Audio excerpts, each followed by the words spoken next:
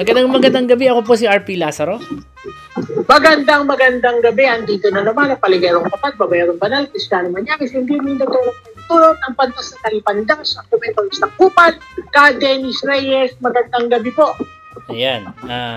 So ngayon, maraming nangyayari. On the side na lang siguro si Liza Soberano. Again, using her sub-stories. Opinion ko lang yun. Si Liza Soberano has been giving interviews that she was abused, and yeah, sure. All of us were. She's just looking for relevance. I know, because she's not. Ang sayang doon is, ewan ko bakit. Sikat na Kung siya. Ako sa kanya, bumalik siya sa dati niyang manager. Oo. Sikat na siya. Balik siya kay Ogie Diaz. Ogie Diaz knows what to do. Yeah. Hindi ka tulad yung she's flapping around. Yeah, she's flapping around. She doesn't need to talk about her personal life. Yes. She's beautiful. She's a good actress. Watching is a good actress-wise, that I disagree. But, you know, she's beautiful, yes. That I agree. Di ba? She's the complete package. She's beautiful. She knows how to act. More or less. Ano ba kailangan? Di ba? More or less. So, ano ba kailangan mo? Kailangan mo lang. Magaling na manager na magtutuloy ulit, aayos nila yung sinunod ng mga tulay. Bakit kasi siya ewan ko ba? Nabubuwis naniwala siya sa Koreano eh. Kung pinangit mo Koreano yan. Naniwala nga sa Koreano eh. Pala, sosotain lang pala siya. Pagkatapos, wala na. Puro illegal pala ginagawa. Nascam din siya. Ay, naku. Anyways, oo nga eh. Ewan ko, hinabol niya. Nabola lang yun eh. Anyway, so. Bumalik siya kay Ogie Diaz. Oo, that's the best. Si Ogie Diaz sumasalo ng mga lumalabas sa dyaryo, sinasalo siya ni OG eh. Tsaka putang inang galing na manager yung Ogie. Walang hindi sumikat dun. Walang hindi sumikat dyan. Kasi dapat umalis. Ewan ko ba? Engot din eh. Hindi engot, pero naloko. A little humility. Yeah. Is what she needs. Pero hindi ba humble pa. Hindi ba humble pa yung sabi mo sa lahat ng tao na abuse ka nung bata ka? Parang, actually, she's flapping around eh. Yeah. Sinasabi niyan imbis na mag-sorry sa kay Ogie. Imbis na mag-sorry sa mga atrocity. Oo nga. Para tapos. And speaking of sorry, dapat si Nadia Montenegro nag-sorry bago nag-resign. Nag-deny pa eh. Booking na siya eh. Kaya sila booking na nila pare-pare sila adik. I mean, alam mo, what do you expect? She should have apologized. Ako yun ang opinion ko dyan. She should have apologized. Not din eh. They won't. Arrogante din eh, no? Arrogante. May ano sila eh. That is one of the reasons why putahin na lang yun. Tunawi na lang yung sinabi. Teka muna, no? That being said, no, that merong Nadia Montenegro issue, tapos biglang sasabihin ni Robin, I mean, how is that going to look on Robin? Diba? Parang ang laking kapahiyaan nun eh. Stable, isip ba yun? Sa tingin ko, natatakot yan baka mawalan pa siya ng komite. Bagay, salamat sa Diyos. I mean, may isip ba yan? May utak ba yan? Wala. Still, political survival man lang at the very least. Mag-survive siya. Kailangan may utak ka. Political survival, kailangan may utak. This is the point that they are at their most powerful. Tandaan niya yan. He is at his most powerful. He's riding with the big boys. Tapos, ganun. At ito rin yung pinakagaling sa kanila tao. Oo. Speaking of galit. Ang tao wala nang pakialam sa individual na siya. Galit kang tao sa buong Senado. Alam mo, speaking of galit, no? Maiba na naman ako. Ang ating vice presidente si Sara. Sabi niya, mandate daw niya yon yung pagpunta-punta na kung saan-saan. Eh, unang-una, hindi naman pala siya tinanggap officially ng Kuwaiti government eh. Okay. Mandate daw. Ano no? Mandate. Paano naging mandate? Lagay niyo saan sa constitution mo. Oo nga. Actually, I was looking kung ano trabaho ng Wala.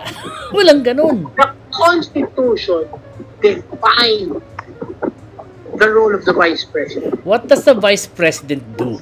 Aside from being the spare tire, pag namatay yung presidente before his term ends.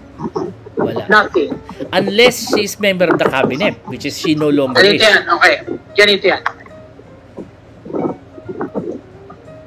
The Vice President Is a spare tire. accepts whatever job the President gives her. Okay. Okay? If the President appoints her to the cabinet, then she becomes a member of the cabinet. Like, Okay. si Cory, supposedly, Toy Laurel was supposedly her executive secretary. The Vice President is your executive secretary? Pwede ba yun? Supposedly, because the agreement, remember, nung tumakbo sila, okay, Oo, I remember. Cory, Oo. di ba? Cory was lakas ng bansa. Oo. Laban. Okay, which was a minor party. Yeah, sa nobody at the time. The bigger party was UNIDO, United Opposition. Oo. Okay? Now, pumayag si Doy to be her vice president. Yes. In return, na if they win, he becomes the executive secretary. The little president. Na agreement. Oo. Tapos, nung nanalo na, sila na upo. I remember the executive secretary was Catalino Macraig. The first one. The first one. Then it was Joker. Si Joker Arroyo. Joker ang pinakamatagal. Okay. Yun yung isa sa pinag-awayan nila. Doy. Si Doy ang unang-unang DSWD. Oh. Okay. When they returned everything from minister to secretary. Yun yung panahon ni Cory, di ba? Bumalik ang mga congressman at mga senador. Tapos tinanggal siya. Tinawag siyang langaw. So Toy Laurel was the first vice president who was doing nothing. Okay. Wasn't it Fernando Lopez who was doing nothing? Because, di ba, wala siyang mandate. Because ganito lang talaga, okay, ang talagang trabaho ng vice president, if walang inassign sa'yo ang president, is to keep yourself alive. Para Hindi ka dapat naglalabas ng bansa. Something happens to the president, ikaw papalit. Yeah. That's why the vice president, by practice, should never just leave the country. Because you have to keep yourself safe. Kasi ikaw ang president in waiting. Ikaw yung spare tire. Other than that, you have no other purpose. Nagkakataon lang, ang mga nagiging presidente natin, binibigyan ng trabaho vice president. Diba? So si Ramos, naging vice president si Erap, binigyan niya ng PAOK. PAOK TF. Yung anti-organized crime. So anti-crime si Erap. When Erap became president, binigyan niya DSWD kay Gloria. When Gloria became president, ang first vice president was Tito Gingonan. Oo. After nung tama. Tapos si Kabayan. I forgot ano binigay niya kay Tito Gingonan. Must have been something important at magaling naman si Gingona. Yes, it was something big. Kasi Napin natin. Ang foreign affairs noon was Bert Romulo.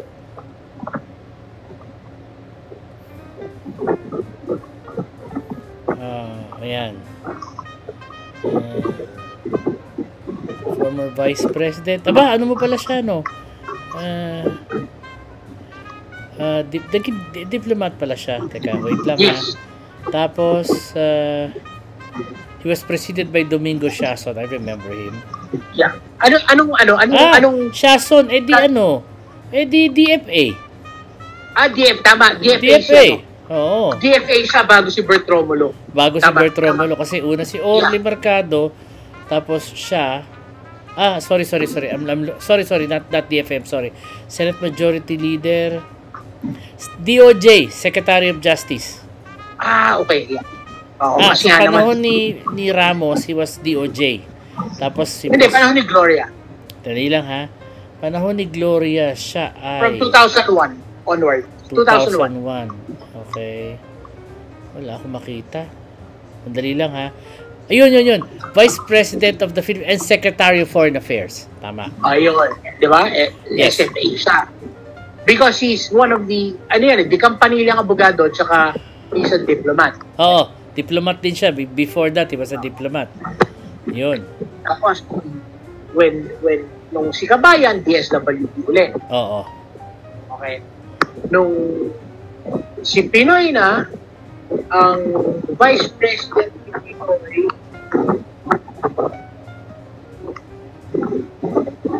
si Binay, si Jojo. Oo, si Ano ba Binay. kay Jojo? That's a good question. Let me take a look, no? Ang tanong, binigyan ba siya ng posisyon nun? Di ba Parang siya hindi. Parang hindi. Parang tinanggalan din siya ng posisyon. Tinanggalan din siya ng posisyon. Oo, ayaw sa kayan eh. I didn't know his middle name was Kabawatan. I didn't know that. Di ba may general na Kabawatan? Yeah, taga-Cagayan. Ayun, 2001 under ERAP, he was MMDA acting. 87 to 88, Presidential Advisor for Overseas Filipino Workers sa panahon ni Pinoy. Yun.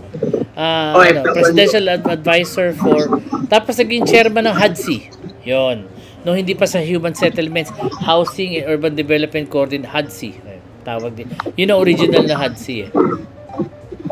Yun. Panahon ni Aquino. He was there for 4 years. Si Lenny, walang binigay na pwesto. Wala, tinanggalan siya ng trabaho. Tinanggalan siya ng trabaho. From DSWD, tinanggal sa kanya. Oo. She just kept herself busy. Oh, she kept herself alive. Kasi it was pandemic. Pandemic. And then, So, nagtayo siya ng angat buhay. Marami siyang tinayo ng panahon niya. So keep herself busy. Yung mga trips niya, wala sa mandate niya ng Vice President, katarantaduan niya sinasabi. Kasi kung nasa mandate niya, hindi official trip dapat. Oo. Parang, Oo. kung hindi siya official trip, hindi wala siya sa mandate. Okay? Ito question ko dyan. Nakita niyo naman yung dami ng bodyguards niya. Oo. Ang haba. Ayun. Ang sabi ng opisina niya, and I shall, Vice President Sara on Friday described her trip as lawful and aligned with her responsibilities in public service. Lawful and aligned daw. Oh, no public funds were used for her overseas travel. Niwala naman kayo dun. Niwala ba kayo dun? Kung lawful, ito. A government official, pagka-aalis ka, whether it is private or official, kailangan meron kang official travel. Oo, nagpapaalam yan eh, 'di ba? Sa nagpapaalam sila dapat? Sa civil service. Sa civil service pala pinapaalam. Well, sa kanya, dapat sa office of president. President, oo. Meron ba siyang official travel? Well, according to Claire Castro, wala. Parang wala. Hindi pa siya nagpaalam. Hindi siya nagpaalam, wala siyang pinapipirman. So, ibig sabihin, hindi yan official travel.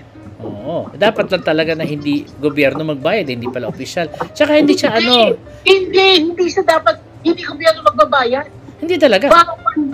Bawal yun. Abandonment of work yun. Ulit.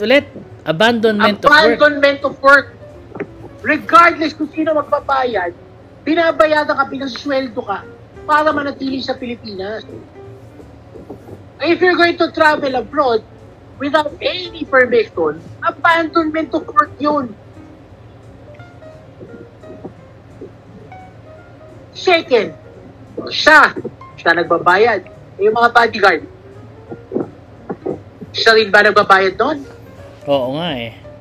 Plane fare, board and lodging, per diem. Which is weird Sino nagbabayad doon? because Inquirer says they did not disclose her location until a few days after. Hindi nila agad sinabi. Official engagements daw. Pero, hindi daw, these official engagements are conducted in full compliance with existing government rules and regulations. Yan ang sabi niya. Aligned with the responsibilities, blah, blah, blah. Pero, hindi siya official dahil hindi siya na-recognize ng Kuwaiti government. Yes. So, hindi siya official business. Technically, hindi. Wala siyang travel permit. Parang wala. Wala. Eh, yung mga bodyguards niya. Kung yung sa kanyang travel, hindi official travel permit, paano naging official ang travel ng mga Hindut na yun? Sino sinasamahan nila? Kasi, ang sabi ni Claire Castro, even OVP employees daw were unaware of Duterte's whereabouts. Eh, yung VPSG. Hindi naman tinatawag yung employees, yung VPSG. Yung mga kasama niya, yung security. Saan niya hinire yun? Ang dami nun eh. Kinuha sa budget ng OVP yun. Akala ko ba walang government funds na ginamit doon? Yung mga sundalo yun, di ba, yung humingi siya ng 300 para sa VPSG, which is again bawal. Pero sa under the law, ang protocol niyan is anybody other than the president, ang dapat na mag-provide ng security mo is PNP-PPSG. The PNP Personal Protection and Security Group. The Vice President gets 4. A Senator and a Congressman gets 2. Mayor gets 2. Governor gets 2. Oo, hindi naman ganun kadami ang ano eh. Pero yung mga governor at mayor na nakita mo, 3 sa SUV ang kasunod, ano yung kanila na yon? Personal na nila yon? Oh! Pero bawal ba yon? Actually, yeah. Kasi private RD.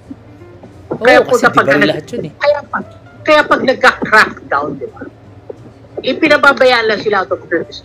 Pero pag nagka-crackdown ng PNP, ang DILG, pinabubuwag lahat. Kasi lahat yan may baril, di ba? Di naman sila pwedeng, di naman po pwedeng magbiyahe ang kasama ni BP ng walang baril eh. Ano pa, silbi mo, ano si Jackie Chan. So, lahat yun, kailangan nyo ng permit, di ba? Oo. Na-apply nyo nun. Na-apply ng permit, ang travel permit yung mga baril. Sasakay ng aeroplano yan, syempre may baril ka sa aeroplano, so di naman pwedeng ganun. Putang ina, akala ko ba, ano yun, personal trip yun. Ang weird nga eh, personal pero official and aligned, tapos wala rin government funds na ginamit. She's tawag ito, contradicting herself. Ano ba yun? Saka yung unang-una, regardless of using government funds or not, yung nag-travel ka ng walang travel authority, abandonment to court yun. I'd like to assume na meron. Kasi, assuming ito to, let's go with this conversation. Sino pumirma? Ewan ko, hindi ko alam. Sino ba boss niya? Presidente. Presidente, oo. Bakit hindi alam ng OP kung nasaan siya? JPEG sabihin, walang pinapirmahan travel authority. Okay, let's go in this direction. Assuming as such na walang pinirma at hindi siya and then the law says, abandonment. Yes. So, pwede ba siyang kasuhan doon? Public trust. Isa na ng mga niyan. Utang ina, impeachment na naman. Impeachable offense na hindi, pero dahil na alam natin next year pa pwede i-file. Hindi, wala nang magpa-file, wala nang impeachment. Hindi naman sinabi siya, wala nang impeachment. Hindi, baka next year pwede pa mag-file. The Supreme Court has made impeachment impossible. Ang Supreme Court dapat, ang Supreme Court yung ginawa ni Leonel made impeachment impossible. Anong katarantaduhan yung pinaglalagay niyang 7 rules? Wala naman sa Constitution yun. The son of a bitch made the Philippine Constitution unconstitutional. Yes, I will repeat myself, Justice Leon, and you are a son of a bitch.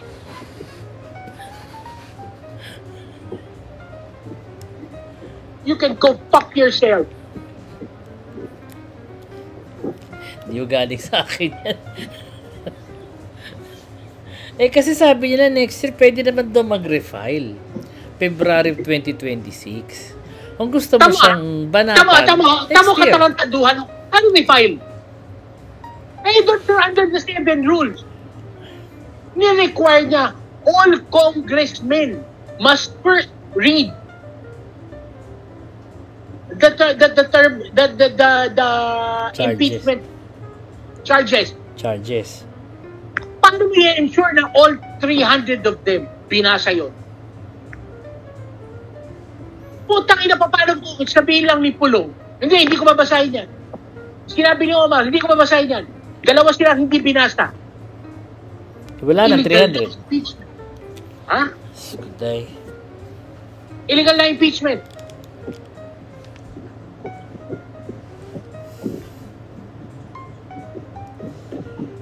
Walang pag-asa. Walang pag-asa. Yung due process clause na pinagmamalaki nila. Oo. Due process, okay, the adversarial due process.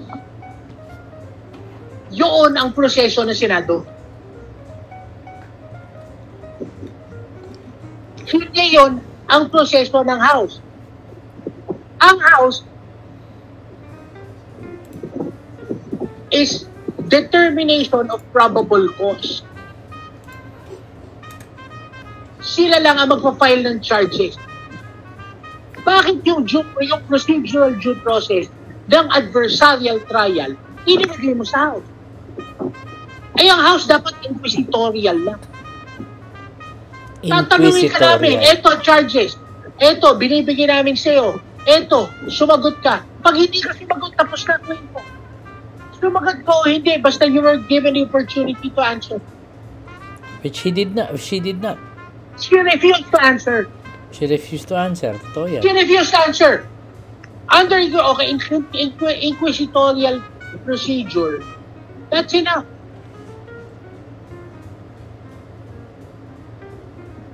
Kaya sinasabi sa inyo, wala ng impeachment. So she can just keep doing these violations. Yes! Violate na lang ng violate. Yes! Walang mangyari. Walang accountability, wala. Walang accountability, wala. That is why my point there is to just dissolve the Senate and the Supreme Court. Go find new justices.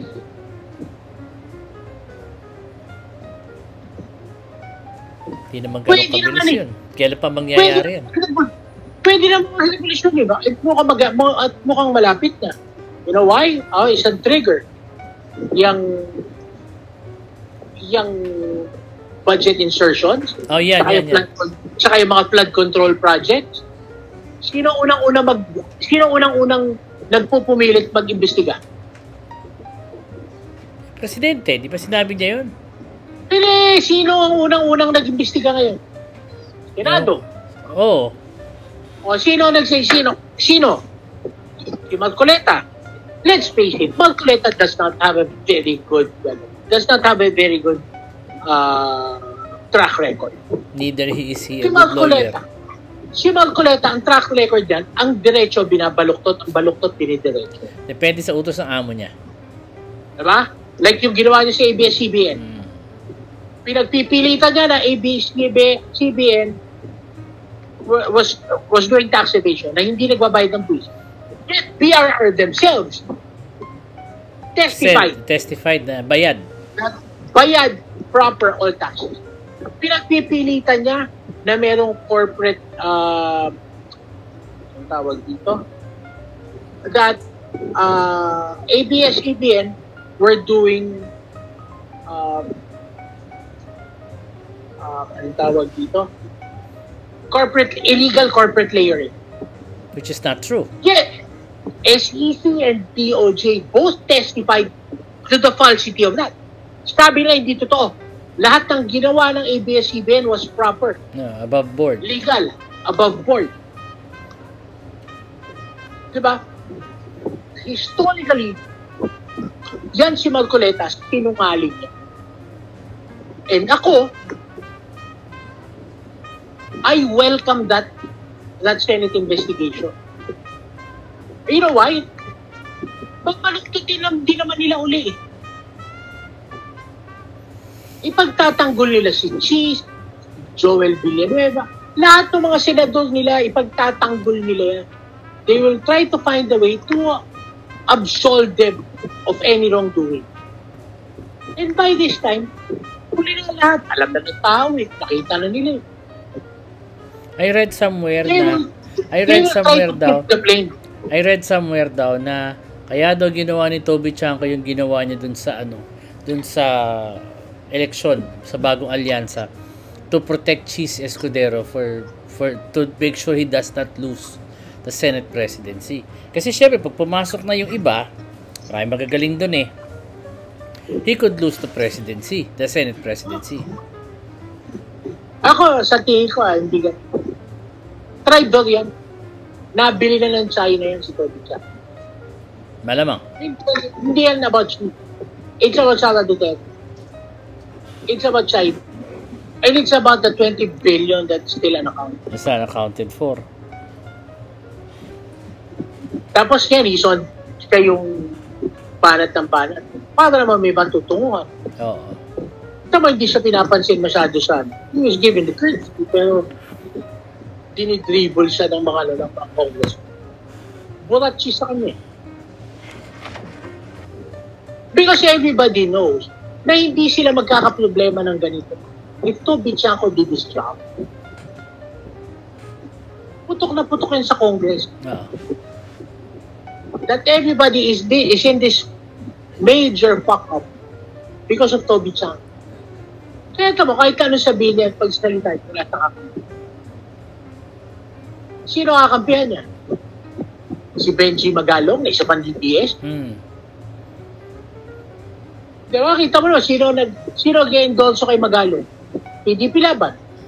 O di China boy din yan. Tangina, kala mo malinis, puta, favorite contractor niya, father-in-law. Yeah. Pare-pareho lang pala sila eh. Yeah. Yung apat na mayor na yan, yung mayors for good governance.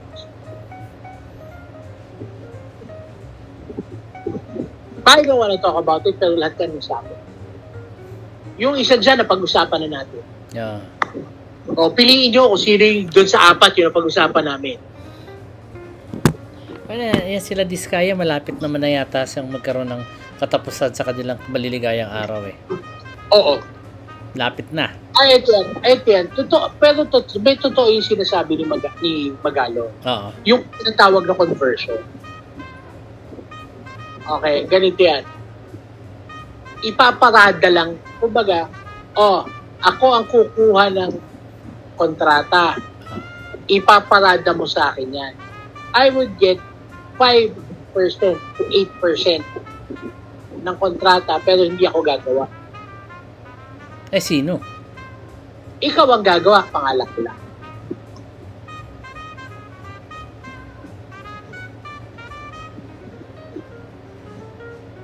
After taxes. After taxes.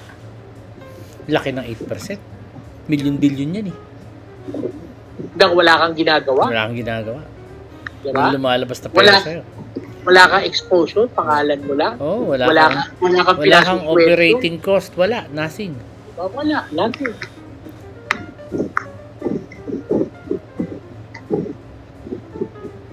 Wala kang kahirap-hirap. Di ba yung tatay ni Bongo or anak ba ni Bongo yun, contractor din?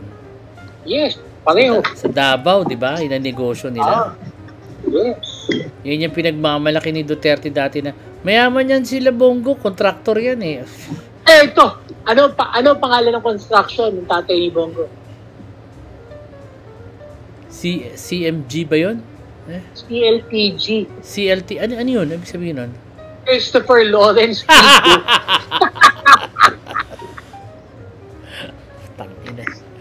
Squatter. Sabi na squammy, no? Hindi pala. Pero wala doon silang kinalaman, malinis daw konsensya niya, sabi ni Bongo. Okay nga, may konsensya ba yan? Alam mo, kung may konsensya yan si Bongo, hindi niya akuin yung malasakit center as kanya. Una-una, hindi niya pera yon. Panahon pa ni Pino yun. Nasabi ko sa lahat ng tao yan eh. Hindi si Bongo nag-invento niyan. Sinakyan niya lang yan kasi nandyan na. Talaga nga ako yung pumihirap, pinakain ko lahat ng budget eh. Di ba? Wala eh. Talaga winalang yan. Winalang yan Escudero. Ang budget. So ano to pinag-uusapan nila? Budget of next year? Hindi, yung 2025. So anong dinideliberate nila? Yan yung ang iskandalo, di ba? Is yung original iskandalo, yung pinagtatalunan nila inilabas nila nila Vic Rodriguez na puta, magkaiba ang BICAM report sa lumabas sa committee report. Tangina yung pala, kaya magkaiba dahil putang ina, katakot-takot na incursion si Chief. Oo, na lumabas na recently. Ang biniblame nila sa House. Kaya nga ang weird kung House ang mag-iimbestiga. Kasi marami sa kanila involved din sa mga kontraktor na yan. Hindi House. Kaya nag-iimbestiga Senate. Which is again, sa akin, puta, ibigay mo na sa kanila. Wala naman kasi sa this point, hindi nila kayo nakuhin ng tao. Oo. Kahit anong gawin nila dyan. Kahit anong gawin nila yan. Puta, ang tingin na sa kanila is puta, pinagtatanggol lang nila sa wili. Well, si Tulfo is trying to try to distract the public by talking about online gambling and whatnot, and wala na doon. Lahat sila kung ano nilalabas nila, puta, gustong imbestigan yung leptospirosis. Diba? Si Duterte tuloy, si Padilla, si Robin Hood, sabi niya dapat to ibabado yung age of ano ba yun? Yung pepe. Ano ba tawag? Age of ano ba tawag doon? Basta na dapat daw 10 years old para criminal liability. Kundi ba naman bobo? Hindi mo gano'n ka bobo. Kasi hindi mo kailangan i-amend yung batas. Yung Pangilinan Law. I-repeal mo lang yung Pangilinan Law. Di babalik sa dati. RPC. Babalik sa Revised Penal Code. Tapos ang kwento. Ano ba nakalagay sa Revised Penal Code? Di ba mas matanda ang age of criminal liability? Hindi. Okay. Ang criminal liability sa under the Revised Penal Code is based on discernment. How do you determine that? Ini-interview yan. Inaalam yan ng investigator, inaalam yan ng DSWD, inaalam yan ng psychologist. Kumukuha ng report ang judge. So it's different for every criminal, quote-unquote, no? Yes. For every criminal. Kung ito ba, utak bata, o ito ba, may disturbance, talagang with malice ginawa kahit bata, or you're gonna be tried as an adult.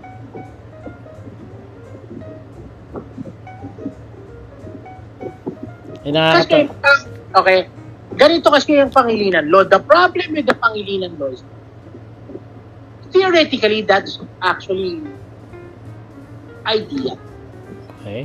Kasi humahabol na tayo sa international standards. International standards. Okay. Ang international standards kasi is, kung yung bata, dapat hindi automatic. Okay, kahit na he is tried as an adult, dapat ang processing at ang incarceration sa juvenile delinquent hall. Kung sila pa, puro sila bata. Oo. Huwag mong isama yung bata Sa matatanda. Oo. However, physically, it is impossible for the country. One, we do not have the human infrastructure. Kulang ang tao natin sa DSW. Wala tayong justice system sa social welfare. Hiwalay ng division yun. Mahirap nga. Kasi sila dapat ang mag-process ng bata. Oo. One. Okay? So, ang DSWD, walang kakayahan i-process. Puta, under the law, hindi po pwedeng kasuhan ng mga pulis.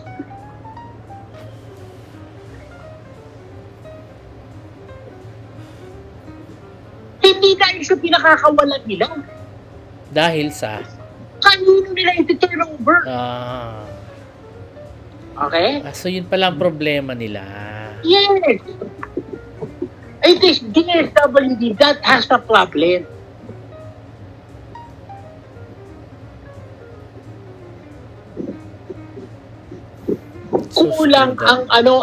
Kulang ang infrastructure ng DSWD to handle juvenile justice. Alam mo, pre, yung justice nga matatanda, hindi na maayos. Bata pa kaya. Yan ang hirap pagka ang mga senador mo, puro bobo. Simple sagot. Putang ina, 2000s pa lang, alam na namin yan ang problema, nasa law school pa lang kami.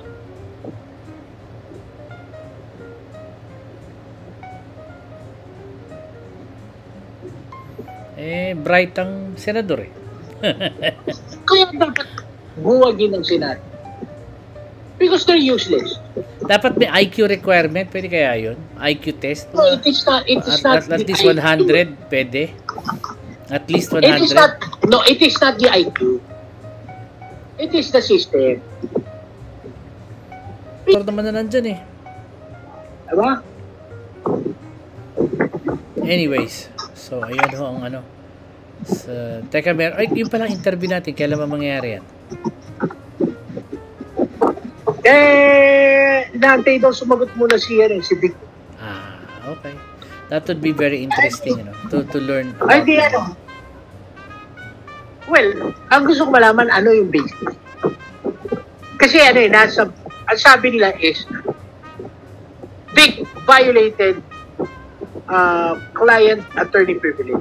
Ayun ang magandang pakinggan, chismis. Di chismis, but still. That's good fodder for conversation. Interesting yan. Sige. Tama-tama, At abang-abangan natin ang Vice President natin. Mas mabilis siguro yung imbitahin na natin yung mga mag-comment. Oo. Tangina, tuwa ko yung bagong video. Yung video nila Harry, puting na pinagtatanong. Yung Humba? Ano ba yun? Humba? Alam mo, hindi ko naintindihan. Pinanood ko siya, hindi ko naintindihan kung ano pinag-aawayan nila doon. Okay. It turns out ito. Yung isang vlogger, na DBS vlogger doon, nag-birthday. Okay. So, birthday, salo-salo. Potluck. Potluck. Oh. So, merong vlogger dito sa Manila. Nagpaluto ng humba. Okay. Si Harry umatid. Walang dala. Pakikain na lang siya, syempre. Nakikain. Nilagtakan yung humba. Okay. Apparently, yung nag-donate pala ng humba, yun yung ka-etchosan niya. Tatlo silang bakla magkakaaway Yung may birthday, bakla. Si Harry, bakla. Yung nag-donate yung bakla na best friend itong baklang may birthday. Nakaaway si Harry. Putang ina, nagalit siya kasi inubos yung humba niya. Tinitira yung humba. Parang, putang ina mo, wala ka ng ambag. Oo. Nandiyan ka na nakikikay ka, patay ko. Diba? Parang yung pala pinag-awayan nila doon. Yeah. Okay. Hindi ko naintindihan na pinag-awayan. Tangina, humba, bakit? Sa akin, puta, ito. One, Nagpakain ka. Tigay mo na yan. Kahit sino kumain yan. One. Second. Harry, umatin ka. Ano mo, Ang dami ng pera magdala mo. ka. Magdala ka kahit tinapay, kahit cake. Magdala ka. Talagang kain ka dun eh. Yung sense of entitlement. Oo. One. Tangilano pa naman yung puta, nagpagaya ka, birthday. Oo nga. Huwag ka na mag-react. Diba? Birthday! Nakakain ka lang naman eh. Hindi ka naman nagbayad eh. Putang ina, nag-iinaw. Diba hindi? I was the one blaspheme. Putang ina, blaspheme talaga. Ano ka, Diyos? Putang ina. Squatter. Lang yung mga... Nangyayari mga to. The choice of words. Oo. Pwede naman sabihin, I was insulted eh. Hindi, I was blasphemed. I was blasphemed. Ano ka, Diyos? Diba? Tapos, siya pa, yung galit. Siya pa, yung nagpupumilit dun sa may birthday. Kakahiya? Nakakahiya talaga. Siya pa yung nagpupumilit. Oh, you have to make a stand. He is your friend. Putang ina niya, kung ako yun? Oo, putang ina mo, I stand with my friend. Putang ina mo, kain ka na kain. Lamo ka ng lamo, wala ka namang ambag. Puking ina mo, punta ka ng punta dito. Ikaw pa nag-iingay. Puta, napakaswerte niya, mabait yung bakla. Oh. Yung bakla pa na yung ikipagbati sa kanya. Oo. Puta, kung ako yan, dito, inuman niya, pinalo ko ng buti yan. Puking ina, gulo yan. Then, yung isang ano doon, nagbigay pa ng statement na kinover pa yata ng Inquirer na hindi yung humba pinagawayan namin. O isa pang gago, puking ina mo. Ayun o, anong pinagawayan nyo? Kung kita-kita pinagsasabi ng humba. Oh. Hindi, although may backstory yun. Oo. Ang backstory nun is matagal na sila magkakaaway. Bakit nagpunta si Harry Roque? Eh, mga magkakaaway pala sila. Tapos nakilamon pa siya doon. Wala nga sense of propriety yung bakla. Ganun ba siya ka-uhaw sa humba? Oo, putang ina, pinagpipilitan niya ang sarili niya sa lahat ng activity. Na hindi naman pala siya iniimbita. Hindi naman siya imbitado. Wala pa siyang bit-bit. Pinalalayas na nga sa Rene Duterte, di ba? Oo. Sinabi Duterte, ayaw ko sa kaya. Oo. Di ba? Walang sense of propriety. Puta, magandang itong episode ito, itag natin si Roque. Oo nga. Wala kang delicate. Wala talaga. Kasi nobody likes him. Dati niyang mga kaalyado, kahit yung mga inchik, ayaw sa kanya eh. Putang ina, di ba? Ay, hindi ako yun, nakakaya.